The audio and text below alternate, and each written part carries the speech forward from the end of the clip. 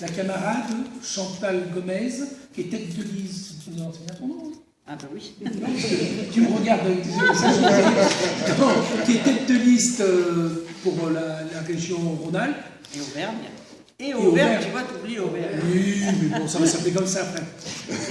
À sa gauche, il y a Liliane Michaud, qui est sur la liste alliée, qui est de Moulins, et qui travaillait à la DAS. Il y a moi, je suis Michel Lachaud, je suis tête de liste de l'Allier, je travaillais dans le bâtiment. Et on est 230 candidats sur la liste de lutte ouvrière. Il y a des employés, il y a des femmes de ménage, il y a... C'est varié, beaucoup d'ouvriers, je ne sais plus ce qu'il y a, moi, du bâtiment, peut-être même de la... Je ne les connais pas tous. Hein. Donc voilà, on est 230 et puis bon, c'est tout ce que j'ai à dire spécialement. Voilà, ben, justement, il y a la Montagne qui a fait sur son site une analyse sociologique des différentes listes de la région. Ben voilà, vous voyez, c'est Lutte ouvrière qui remporte la palme du nombre d'ouvriers sur sa liste, hein, devant le PC, puis alors bien devant le Front National. Voilà, genre, on a relevé la... C'est sur la Montagne qu'il y a tout ça, donc vous pouvez le trouver sur le site. Oui. Bon, ben, vous avez vu que l'actualité a été de ces régionales est chamboulée par ce qui s'est passé, bien sûr, les attentats à Paris, donc on va en parler. Donc les ignobles massacres perpétrés à Paris vendredi dernier ont évidemment relégué la campagne électorale à l'arrière-plan. Ils ont aussi profondément modifié la situation politique dans le pays. Ces événements nous ont tous bouleversés. Et je ne peux que redire notre horreur face à cette barbarie. Nous partageons évidemment l'émotion et la douleur des millions de personnes qui ont tenu à se recueillir et à marquer leur solidarité avec les victimes et leurs proches. Au moins 132 morts et plus de 300 blessés, les terroristes qui ont frappé vendredi soir ont tué froidement et méthodiquement. Ils ont tué indistinctement au hasard pour terroriser. Rien ne peut justifier de telles tueries. Ces actes viennent d'ennemis de toute l'humanité et par conséquent d'ennemis de travailleurs. Mais l'émotion et la solidarité ne doivent pas nous empêcher de dénoncer la grossière opération de récupération politique dans laquelle se sont lancés depuis samedi les dirigeants des principaux partis. Comme après les attentats contre Charlie Hebdo et le supermarché Cacher en janvier, Hollande voudrait obtenir l'union nationale derrière lui, derrière sa politique, derrière la guerre qu'il mène en Irak et en Syrie. Dimanche, il a reçu tous les chefs des grands partis, en particulier Sarkozy et Marine Le Pen. Lundi, il a réuni en congrès toute la junte politique pour en appeler à l'unité nationale derrière eux. Eh bien, les travailleurs ne doivent pas marcher dans l'union nationale. Ils doivent s'élever contre leurs ennemis, que sont ces fanatiques barbares, sans accorder la moindre confiance aux dirigeants politiques de ce pays, l'une des plus grandes puissances impérialistes qui engendre et alimente la barbarie. Ils nous parlent d'unité nationale, mais ni la droite ni le FN ne vont cesser leur entreprise de division nationale et leur surenchère nauséabonde contre les musulmans et les étrangers, en appelant à l'état d'urgence et à durcir les mesures policières. Le gouvernement va renforcer encore le climat de méfiance généralisé à l'égard des musulmans et des immigrés. Car pour une poignée de fous fanatisés qui se cachent, combien y aura-t-il de contrôles aux faciès et de confrontations entachées de racisme? Leur unité nationale, cela veut dire s'unir derrière eux pour faire la guerre en Syrie. Oh, la droite et le FN critiquent la politique de Hollande parce qu'ils la trouvent encore trop laxiste. On nous dit que Sarkozy a déjà brisé l'union sacrée. Mais derrière leur surenchère et leur querelle politicienne, ils nous ordonnent tous de faire bloc autour de l'État et de soutenir l'effort de guerre. Ils approuvent tous l'état d'urgence et réclament encore plus de limitation des libertés. Vous avez vu, il n'y a que 6 députés qui n'ont pas voté l'état d'urgence, 3 Verts et 3 PS. Et si on ne soutient pas cette voie guerrière, c'est qu'on est avec les djihadistes, accuse-t-il. Eh bien, ne nous laissons pas impressionner par ce genre de chantage. Il faut dénoncer et les terroristes et les responsabilités de l'État français. Daesh exerce une des dictatures les plus féroces qui soient dans les régions qui dominent en Irak et en Syrie. Ils rackettent les populations, les forcent à vivre selon les préceptes moyenâgeux, réduisent les femmes en esclavage et liquident ceux qui ne pensent pas comme eux. Leurs victimes sont autant musulmanes que chrétiennes, preuve, s'il en fallait, qu'il ne s'agit ni d'un choc des civilisations, ni d'une guerre de religion, mais d'une lutte pour le pouvoir entre seigneurs de guerre. Mais ces monstres ne sont pas sortis de rien. Ils sont le fruit pourri de la politique des grandes puissances pour maintenir leur domination dans cette région du Moyen-Orient qu'ils avaient colonisée. Les pays impérialistes n'ont jamais hésité à s'appuyer sur les pires régimes, sur les dictatures moyenâgeuses comme l'Arabie saoudite et sur l'État d'Israël qui opprime le peuple palestinien. Et lorsque cela les arrangeait, ils ont armé des groupes et manœuvré pour faire naître des oppositions. En Irak, les États-Unis ont renversé Saddam Hussein, détruit son armée et exclu les sunnites du régime qu'ils ont mis en place. Leur politique a directement fait le lit de Daesh. En 2001, après l'attentat du World Trade Center, les grandes puissances ont déclenché la guerre contre le terrorisme. À l'époque, il y avait 1 ou 2 foyers terroristes. Aujourd'hui, 14 ans plus tard, il y en a des dizaines. C'est un constat, pas une opinion. Les interventions impérialistes ne font que nourrir les terroristes. Après les massacres à Paris, on nous dit « c'est la guerre » ou encore « il faut admettre que nous sommes en guerre ». Oui, c'est la guerre. Il y a un mois, les terroristes frappaient en Turquie, faisant 97 morts. Il y a 15 jours, un avion russe explosait dans le Sinaï, 224 morts. Jeudi dernier, à Beyrouth, une bombe a fauché 43 personnes. Quant à la guerre en Syrie, elle a déjà fait 250 000 morts.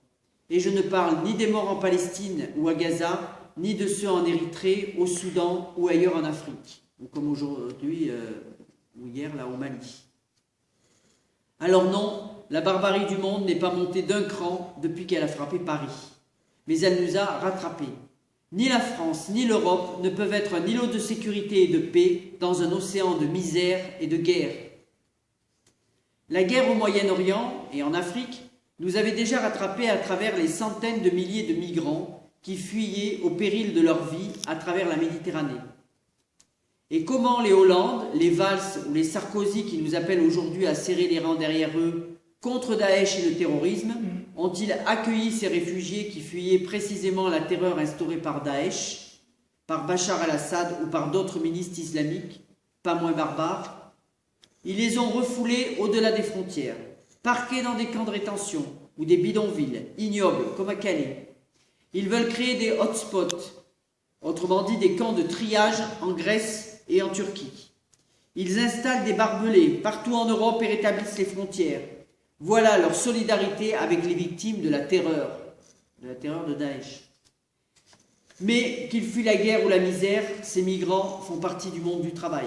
C'est pourquoi nous devons les accueillir comme des frères de classe.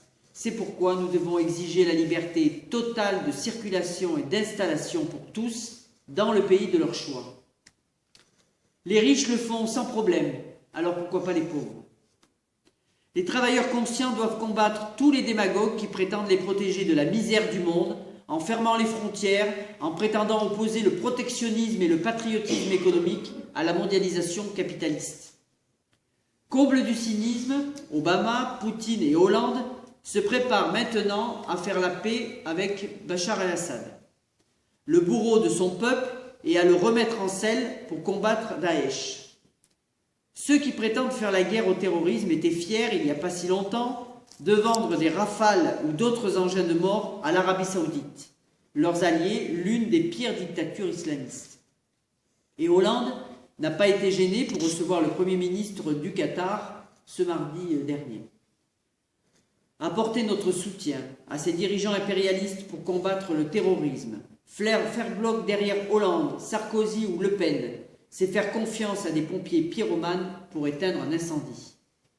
Les laisser intensifier la guerre en Syrie et en Irak, c'est avoir la certitude que de nouveaux attentats éclateront, que de nouveaux pays basculeront dans le chaos et que de nouvelles vocations de terroristes naîtront. Certains nous disent, attendez, je vais voir. Certains nous disent, on ne peut pas rester sans rien faire. Mais pour les arrêter, il faudrait supprimer le terreau sur lequel ils poussent. Il faut mettre un terme à la dictature d'une poignée de grandes fortunes, de banquiers et d'actionnaires sur toute l'économie de la planète. Un monde où 67 familles possèdent l'équivalent de ce qu'ont pour survivre 3,5 milliards d'êtres humains. Un monde où l'Afrique et le Moyen-Orient sont des Eldorado pour les capitalistes, mais des enfers pour leur population, ne peut qu'engendrer des monstruosités. Cette minorité qui possède les capitaux, qui préfère racheter des sociétés existantes et spéculer sans fin à travers les multiples bourses de la planète, plutôt que de développer les forces productives qui permettraient de nourrir, loger, soigner, éduquer toute l'humanité. Le capitalisme est en faillite, au bout du rouleau. Le règne de la bourgeoisie, c'est la dictature des actionnaires sur la société, c'est la crise financière permanente, c'est la barbarie qui se répand partout dans le monde et qui atteint maintenant Paris et le cœur de l'Europe. Le danger ne vient pas de l'extérieur, d'Afrique ou du Moyen-Orient. Il ne vient pas de telle ou telle religion ou de telle ou telle communauté. Il vient de l'intérieur de ce système économique qui engendre chômage, inégalité et injustice, qui condamne toute une fraction de sa jeunesse au désespoir, aux humiliations, au point que plusieurs milliers de ces jeunes, nés et grandis en France, sont prêts à devenir des terroristes. Il vient du pillage de la planète par une poignée de grandes puissances qui sèment la guerre, la misère et le chaos. On ne s'en débarrassera qu'en prenant le mal à la racine, c'est-à-dire à la domination de ce système économique aveugle. Comme le disait Jean Jaurès, il y a plus d'un siècle, à la veille de la Première Guerre mondiale, le capitalisme porte en lui la guerre comme la nuée porte l'orage. Pour enrayer la guerre, la classe ouvrière doit trouver le moyen de renverser le capitalisme. Alors, ne nous laissons pas enrôler dans cette union sacrée des dirigeants impérialistes directement responsables de la barbarie. Il est vital que nous, les travailleurs, quelle que soit notre origine, nous nous sentions une classe unie par nos intérêts pour nous défendre contre cette minorité qui nous exploite et qui plonge le monde dans la barbarie. Il est vital que nous retrouvions une conscience de classe, une conscience de nos intérêts communs, par-delà la diversité de nos métiers, de nos origines et de nos statuts. Oui, ceux qui appellent aujourd'hui à l'Union nationale contre le terrorisme sont les mêmes qui nous portent les coups ici en France, en détruisant les droits des travailleurs, en permettant aux patrons de licencier sans entrave et sans pénalité, en laissant le chômage battre record sur record. Ils nous rabâchent matin, midi et soir que s'il y a du chômage, c'est parce que nous serions trop payés, parce que nous aurions trop de droits, parce que nous ne travaillerons pas assez. Et les mêmes voudraient aujourd'hui que nous oublions tout cela et que l'on serre les rangs derrière eux. Du PS au FN, en passant par la droite, ils défendent tous le même point de vue du patronat, ils ont la même arrogance, le même mépris de classe. On l'a vu avec l'épisode d'Air France. Alors que les dirigeants d'Air France annonçaient 2900 suppressions d'emplois, provoquant la colère légitime des salariés, ce sont les salariés qui ont été traités comme des voyous, arrêtés à 6 h du matin chez eux, parmi leurs familles, pour 2 malheureuses chemises déchirées. Puis finalement mis à pied, sans salaire, et maintenant licenciés pour faute lourde, c'est-à-dire sans aucune indemnité.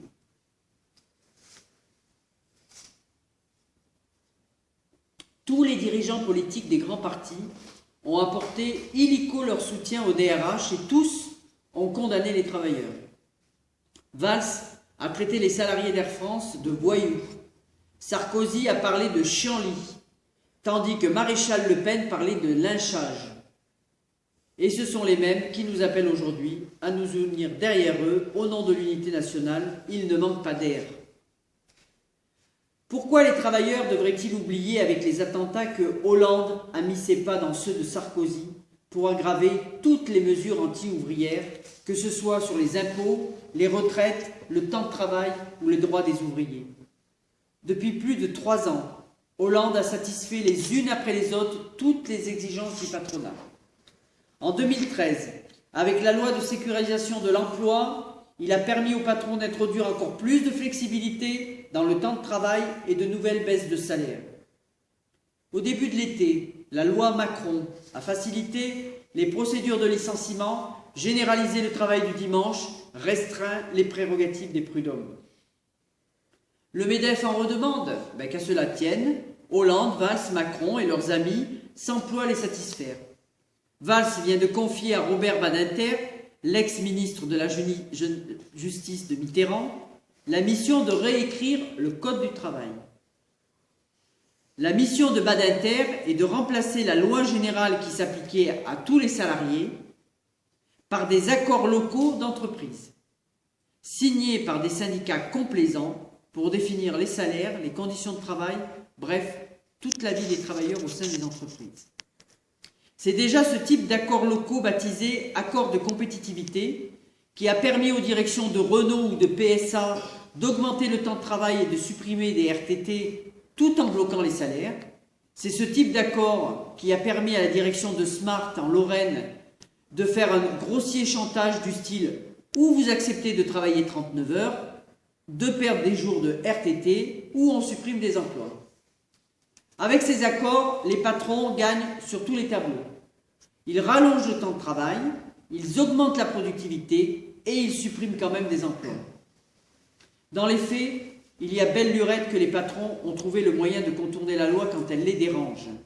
Mais cela ne leur suffit pas, ils veulent que la loi les autorise explicitement à exploiter sans entrave et sans limite les travailleurs. Pour les patrons, ceux qui ont un emploi doivent être disponibles 24 heures sur 24, accepter les heures supplémentaires, accepter de travailler les dimanches ou les jours fériés pour chômer quelques mois ou quelques semaines plus tard. Tant pis, c'est des millions d'autres qu'on pisse au chômage, de moins en moins bien indemnisés.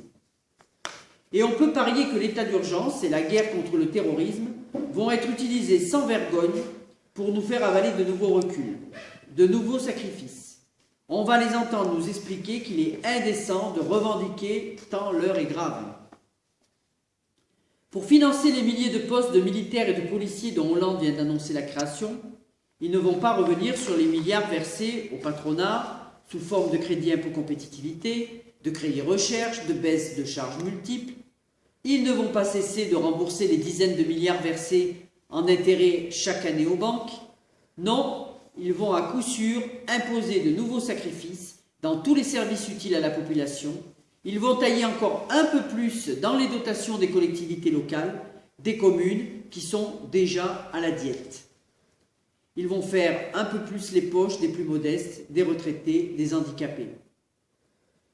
D'ailleurs, il a fallu l'approche des élections régionales pour que Hollande et Valls fassent volte-face devant la stupeur des retraités modestes, devant payer pour la première fois les impôts locaux dont ils étaient jusque-là exonérés. Hollande prétend que ce pataquès résulte d'une mesure prise par Sarkozy. Mais depuis 3 ans, non seulement le PS ne l'a pas annulé, il faut dire qu'il n'a pas le temps, il est occupé, mais il en a rajouté une couche avec diverses mesures qui, mises bout à bout, font que les anciens payent plus d'impôts. Valls et Hollande avaient même envisagé de faire les poches des handicapés. Ils avaient prévu de rogner les 800 € d'allocation adultes handicapés en défalquant les intérêts annuels de ceux qui avaient quelques économies sur un livret A. Là encore, la proximité des élections l'a fait renoncer. Mais ces petites volte-face de dernière minute ne suffiront pas à sauver le PS de la déroute électorale. À moins que les attentats et la posture guerrière de Hollande n'inversent la tendance. Ce qui est peu probable, tout indique que le PS va prendre une nouvelle gifle électorale. Et cette défaite, il ne l'aura pas volée. Mais le système électoral dans ce pays est fait de telle sorte que le PS sera remplacé à la tête des régions par une des autres écuries politiciennes qui se disputent le pouvoir. Jusqu'à ces dernières années, il y avait l'alternance entre deux partis, l'UMP devenu républicain et le Parti socialiste, flanqué des écolos, des radicaux et du Front de gauche. Avec la montée du FN, avec l'usure rapide des partis au pouvoir en cette période de crise, le bipartisme a laissé la place au tripartisme. Mais cela ne change rien de fondamental pour les travailleurs.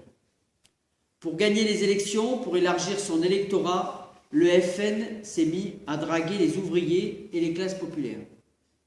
Sur son fond de commerce traditionnel, la haine des étrangers, le racisme anti-immigré ou anti-musulman, Marine Le Pen a adapté son discours et développé quelques couplets sur les travailleurs pauvres, français bien sûr, qui travaillent dur et sont mal payés. Elle est allée jusqu'à promettre le retour à la retraite à 60 ans et le SMIC à 1 500 €. Oh, elle a toujours pris soin de rester floue sur la mise en œuvre de ces mesures. Mais pour ne pas voir s'éloigner son électorat de petits patrons réactionnaires, le FN vient de changer une nouvelle fois son discours.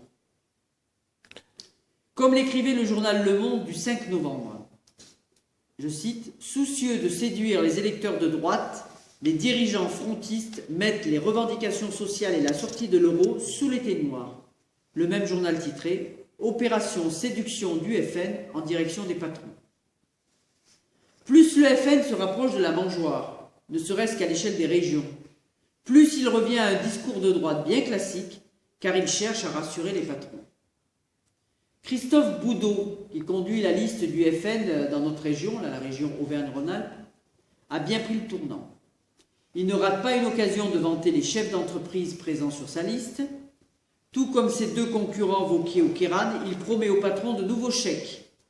Il annonce en particulier 50 millions d'euros pour financer les cotisations sociales d'un salarié pendant 1 an. Boudot prétend se préoccuper des petites entreprises. Mais le refrain est connu, ils nous font pleurer sur le sort des petites pour mieux arroser les plus grosses. Boudot, tout comme Vauquier et Kéran, doit d'ailleurs déjeuner en tête-à-tête avec le patron de Michelin, l'une des plus grosses boîtes de la région, pour prouver à ce grand patron qu'il sera totalement dévoué à ses intérêts. Cela doit servir d'avertissement à ceux des travailleurs qui se laissent tenter par le vote FN en se disant « ceux-là, on les a jamais essayés » ou en croyant aux boniments et aux œillades d'une Le Pen ou d'un Philippot en direction des pauvres. Au pouvoir, le FN mènera la même politique anti-ouvrière que ses concurrents, mais en pire, avec des méthodes plus musclées. Eh bien, les élections du 6 décembre doivent être une occasion pour les travailleurs de prendre la parole et d'exprimer sans ambiguïté leurs intérêts. En votant pour la liste Lutte ouvrière, ils diront qu'ils refusent d'être les sacrifiés de la crise, qu'ils ne supportent plus de subir plan de licenciement sur plan de licenciement, alors même que les entreprises font des profits, qu'ils ne sont ni trop payés, ni trop protégés et qu'ils travaillent déjà bien trop. Ils diront que ce n'est pas l'existence du Code du travail ni du CDI qui explique les plans de licenciement, mais l'avidité des actionnaires et des banquiers. En votant pour notre liste, ils diront que la seule façon de combattre le chômage, c'est d'interdire les licenciements. Aujourd'hui, dans toutes les entreprises, les cadences et la charge de travail augmentent. Ceux qui ont un emploi se cravatachent, tandis que des millions de chômeurs dehors, qui ne demandent qu'à pouvoir travailler, n'ont pas de travail. Face à cette absurdité, il faut imposer la répartition du travail entre tous, les salariés sans baisse de salaire, à commencer par l'embauche immédiate des intérimaires et des CDD. Face à la baisse de notre niveau de vie, aux salaires gelés, aux pensions qui ne permettent pas de vivre décemment, il faut exiger une revalorisation des salaires et des retraites, il faut exiger leur indexation automatique sur l'inflation réelle. Pour financer ces mesures vitales, pour enrayer l'appauvrissement de tous ceux qui n'ont que leur travail, pour vivre, il faut prélever sur les profits et sur les dividendes de la grande bourgeoisie et de ses hommes de main.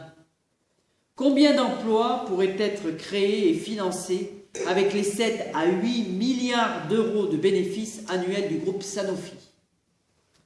Voter lutte ouvrière, c'est affirmer qu'il faut contrôler les comptes des entreprises, exiger la levée du secret des affaires, du secret industriel et du secret bancaire. Ce secret permet aux banquiers et aux actionnaires de frauder à grande échelle vis-à-vis des États, de préparer en toute discrétion des plans de licenciement et des fermetures d'usines, de mettre en œuvre des projets nuisibles pour la collectivité, pour la santé publique ou pour l'environnement. Regardez comment, pour justifier les licenciements chez Air France, on nous a martelé qu'il en allait de la survie de l'entreprise. Et une semaine plus tard, on apprenait qu'Air France avait multiplié ses bénéfices par 6 au 3e trimestre. Le contrôle des travailleurs permettrait de vérifier que l'argent existe pour maintenir les emplois et augmenter les salaires. Un tel programme ne pourra pas être obtenu avec un bulletin de vote. Ces revendications ne pourront se réaliser sans que le monde du travail ne les impose au patronat et au gouvernement dans la lutte de classe. Mais les élections permettent de s'exprimer et voter lutte ouvrière, c'est approuver ces exigences vitales, c'est les faire connaître. Le regain de la combativité des travailleurs, bien sûr, ne dépend pas de nous. C'est l'exploitation et la soif de profit sans limite qui finira par le provoquer. La crise économique et ses conséquences, la société qui se délite, l'inquiétude face à la barbarie qui monte, pousseront tôt ou tard de nouvelles générations à chercher des explications et des solutions contre cette société capitaliste qui nous ramène en arrière, nous en avons la conviction. Mais pour que les futures luttes des travailleurs ne finissent pas dans des voies de garage, pour que la jeunesse trouve des réponses à ces questions, il faut que les idées communistes ne disparaissent pas. Il faut qu'existent des militants qui gardent comme programme le renversement du système capitaliste. Ces idées étaient celles du mouvement ouvrier à ses débuts.